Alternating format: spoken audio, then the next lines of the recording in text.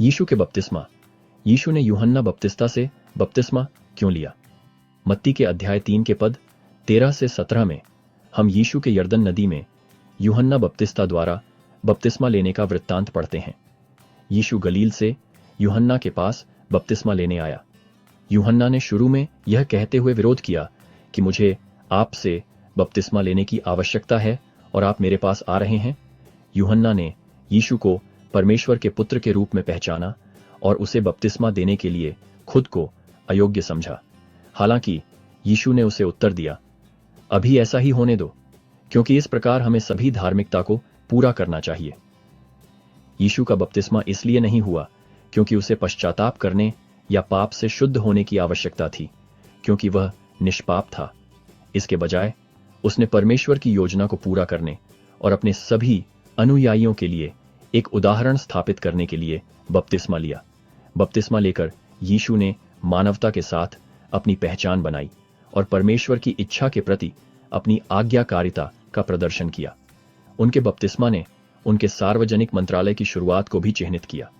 यीशु के बपतिस्मा लेने और पानी से बाहर आने के बाद आकाश खुल गया और उसने परमेश्वर की आत्मा को कबूतर की तरह उतरते और उस पर उतरते देखा। स्वर्ग से एक आवाज आई, यह मेरा प्यारा बेटा है जिससे मैं बहुत प्रसन्न हूं।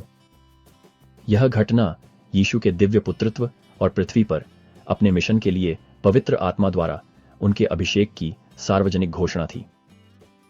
यीशु का बपतिस्मा कई कारणों से महत्वपूर्ण है।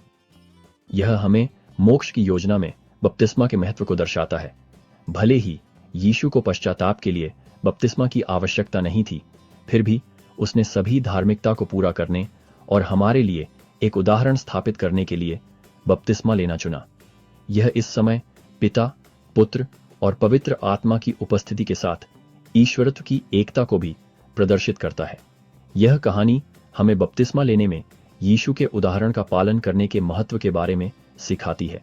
सुसमाचार में बपतिस्मा एक आवश्यक विधि है और इसके माध्यम से हम परमेश्वर के साथ एक वाचा में प्रवेश करते हैं।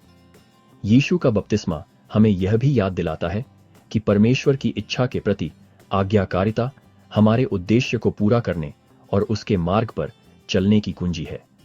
बपतिस्मा के माध्यम से हम आध्यात्मिक रूप से पुनर्जन्म लेते हैं और अपने जीवन में हमारा मार्गदर्शन करने के लिए पवित्र आत्मा का उपहार प्राप्त करते हैं।